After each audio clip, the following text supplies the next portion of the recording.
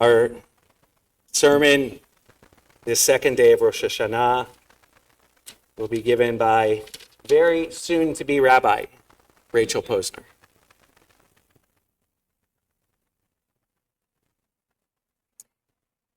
Autobiography in 5 chapters, a poem by Portia Nelson. Chapter 1.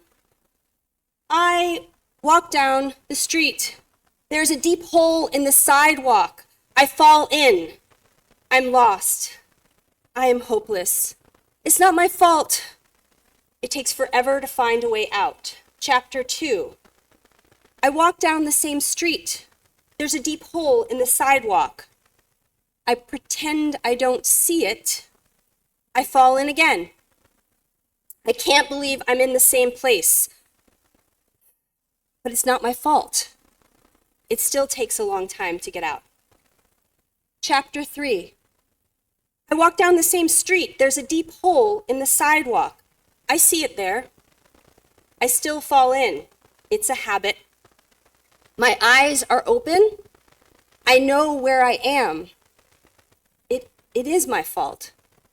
I get out immediately. Chapter 4. I walk down the same street. There's a deep hole in the sidewalk. I walk around it. Chapter 5. I walk down another street.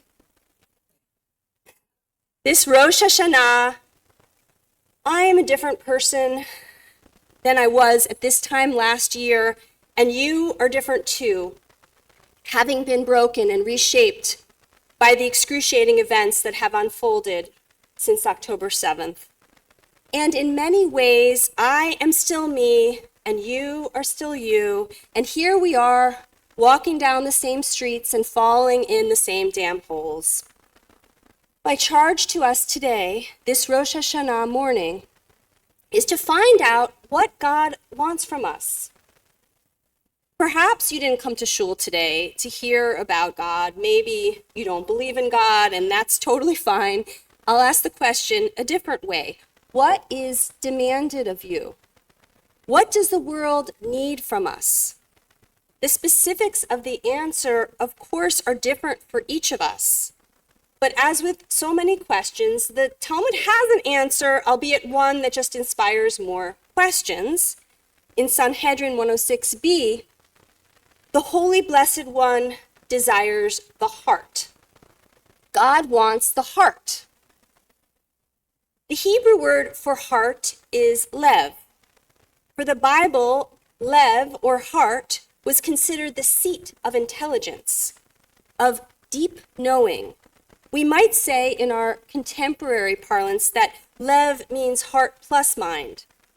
The heart in this way of thinking is an instrument for discernment. For example, in 1 Kings, we read of a young and inexperienced Solomon who asks of God, "V'natati l'abdecha lev shomea." Grant your servant a lev shomea, a heart that listens. The heart in this sense is the seat of awareness, helping us to achieve a state of deep knowing that leads to correct action that's in line with our values. This is not, of course, our biological understanding of how the heart functions, yet the ancients intuited something true from their observations about how this muscle, the heart, works and what it means to be human. A beating heart, after all, is how we know we are alive. A beating heart is how we know we are in love or afraid. We feel it beating faster against our rib cage. The constancy, the steadiness of the heartbeat points to a truth about mature love.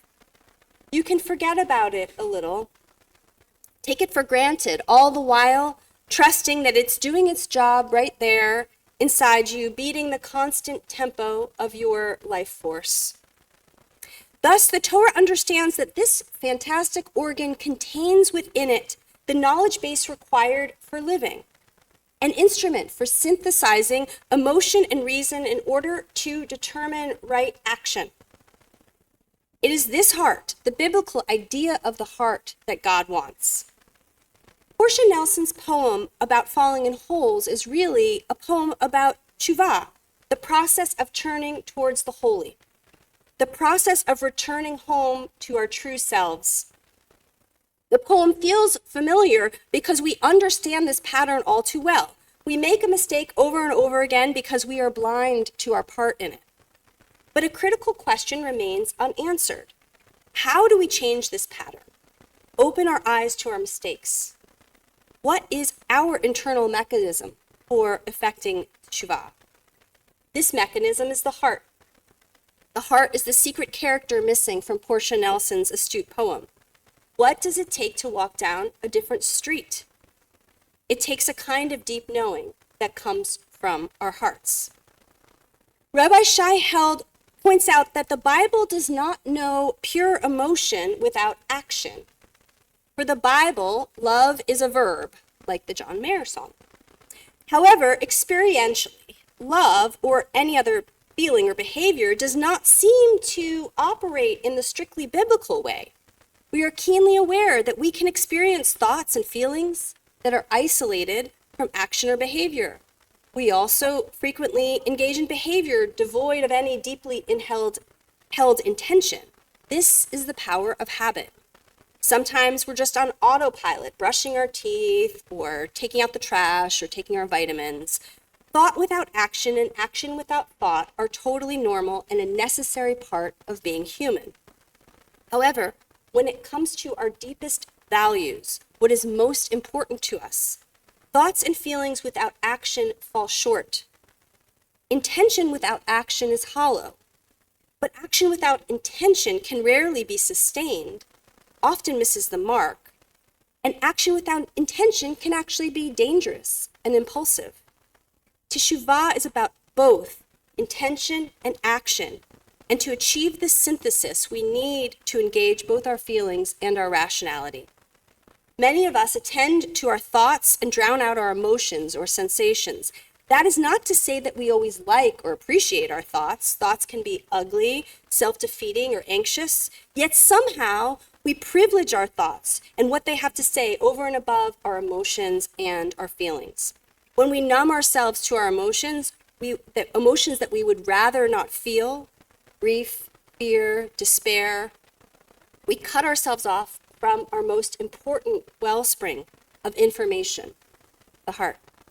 When we do this over and over again, we often miss information about where the holes are in the street. Essentially, we're walking while blindfolded. When that happens, our outsides do not match our insides. Loving with our full hearts in the biblical sense is a daunting task. Even our patriarch, Abraham, had difficulty with it. There's a dissonance between Abraham's public and private persona. Abraham is hospitable to guests, a shrewd general, a talented and brave negotiator with God, yet he really bungles all of his close family relationships. He never reconciles with his parents. He tries to pass Sarah off as his sister to save himself. He allows tension to build between Sarah and Hagar and seems to take no responsibility for his part in it or work to resolve it. He does not defend Sarah. He sends Hagar and Ishmael out to the wilderness. And all of this culminates in our reading today, the Akedah. Perhaps the true test is, can Abraham reconcile his public and private persona? Does he know his own heart? Can he make his intentions match his actions in the relationships with those he loves the most? We can only approach tshuva when we turn our private lives and our public lives towards each other so that they meet and overlap. Contrast Abraham with another biblical hero we read about yesterday, Hannah. Although Eli, the priest, is a religious leader, it is Hannah, the lesser status individual, who teaches Eli about what it means to be authentically religious. In Samuel, we read that Hannah spoke in her heart, only her lips moved, and her voice could not be heard as she prayed to God for a child. Eli accuses Hannah of being drunk instead of recognizing her behavior as an authentic expression of her heartbreak, her deep yearning. In this instance, Eli appears to miss the truth. It is Hannah whose insides truly match her outsides. Hannah teaches Eli and us about what it means to ask of God, to volunteer to serve God, to be in relationship. Hannah's commitment and selflessness are evident as she dedicates her son to God's service. Hannah's prayer is fervent and authentic. How can we achieve this type of authenticity? Perhaps, as Hannah did, through having our hearts broken, otherwise known as living. We have done so much of this type of living this year, more than a lifetime's worth, or so it feels. I think I've heard the word heartbroken more times in this past year than I have my entire life. As broken as they are, we can still feel our hearts beating inside our bodies, especially when we slow down. And slowing down is a key skill for being able to discern, to really know what is needed in a given situation. Menachem Mendel of Kotsk said, "There's nothing more whole than a broken heart, and nothing straighter than a crooked ladder." Perhaps the heart must be broken in order to really work. The ladders we climb to get closer to God are all twisted and seem, as we're climbing them, to lead nowhere. If we're doing it right, this journey that we take on the high holy days, the journey towards renewal, is a twisting path in which we go, in Alan Liu's words, from hard-heartedness to broken-heartedness. We naturally want to avoid it, but heartbreak is, in many ways, an ordinary feature of being human, of wanting and losing that which we hold most dear, our dreams, our work, our people. There is heartbreak, unfathomable, thank God, to most of us, of the parents of Ori, Eden, Alexander, Almog, Hirsch, and Carmel. A wreckage so thorough the heart can never be repaired. There is the heartbreak that we feel when we look at their pictures and imagine the heartbreak of their parents. Then there is also the more mundane, ordinary heartbreak, a milder shade of heartbreak that is nevertheless real and profound, like the heartbreak of a parent who drops her 18-year-old off at college and cries because they remember when she was 4 years old and wore an extravagant hat to preschool every day. And because that parent, okay, me, thanks God that I can drop her off at college, that she is not one of the young, achingly beautiful souls murdered in the tunnels of Gaza. Heartbreak, says the poet David White, is unpreventable, the natural outcome of caring for people and things over which we have no control. These high holy days, especially the days that stretch out between this moment and Yom Kippur, are our peak time for coming face to face with all that we cannot control. Rumi wrote about how sometimes knowledge has the power to break the glass cover on your heart. Sometimes we intuitively sense that our hearts are covered, protected, and invulnerable. How can we maintain the protection of these sensitive instruments while being open and vulnerable and willing in the ways that Teshuvah requires of us? Our Torah and our High Holiday Liturgy evoke the sense of the covering of our hearts being removed through the image of our hearts being circumcised. This is clearly not a physical circumcision, so what is it? The act of circumcision creates a wound and makes the one who is circumcised vulnerable. Vulnerability is part of what makes us open to doing the work of teshuvah, our work of returning to God and to ourselves and who we are meant to be. Hannah is the model for this kind of openness, this kind of radical vulnerability. This is why we read her story on Rosh Hashanah. The Kotzker Rebbe, in teaching about the meaning of the circumcised heart, reminds us that the work of being open and vulnerable to tshuva requires a partnership with God. We cannot do it completely by ourselves, yet we cannot passively wait for God to work some magic on our stubborn hearts. The Kotzker noted that there's one verse in Deuteronomy that instructs us to circumcise the foreskin of our hearts, and there's another verse also in Deuteronomy that says that God will circumcise our hearts. So which is it, us or God? The Kotzker affirms it is both and. We are responsible for removing this outer layer to incline our hearts to function as they should. We must practice awareness, openness, curiosity to allow that heart muscle to do its work. But we do not have to do it alone. We cannot do it alone. So we may approach the task of tshuva with both effort and ease. This is the work of the High Holy Days and the work that we continue even after the gates close at Ne'ilah. The poem about falling in holes is a favorite among behavioral therapists like myself, and I understand why. It's a graceful description of behavior change and the possibility for seemingly simple changes to drastically alter our lives. But for me, what's missing from this poem is the knowledge that we don't have to do it alone.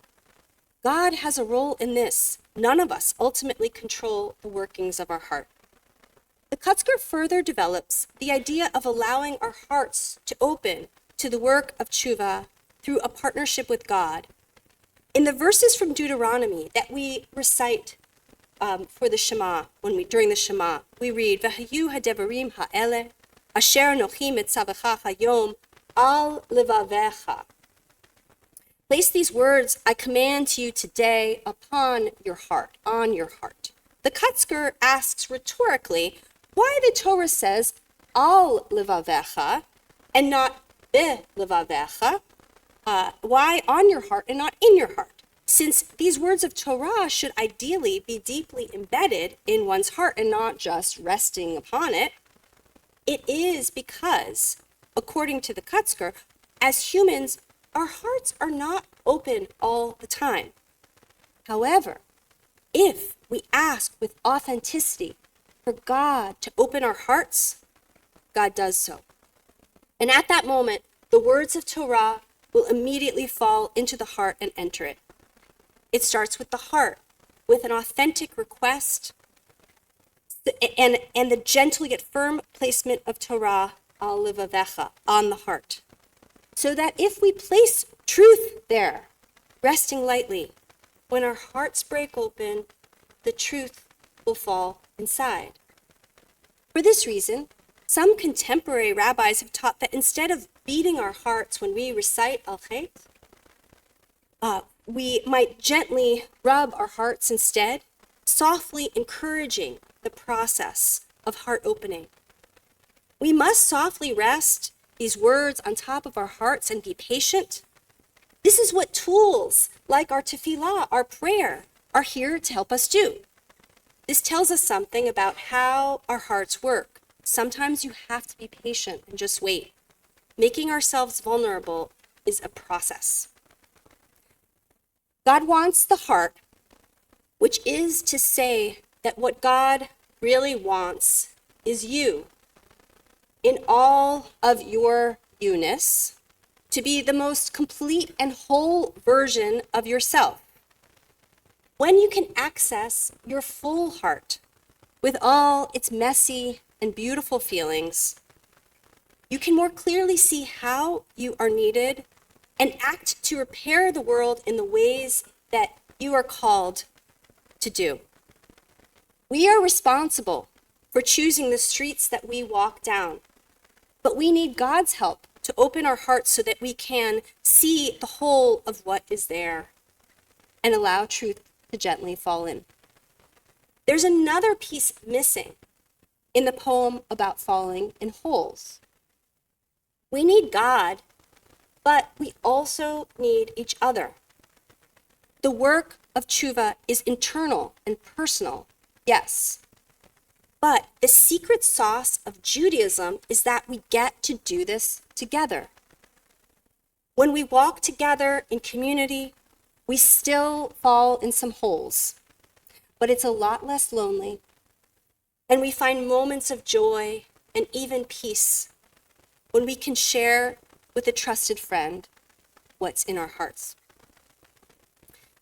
May we be blessed in the coming year with peace in our hearts, and peace, please God, in the world. Shana Tova.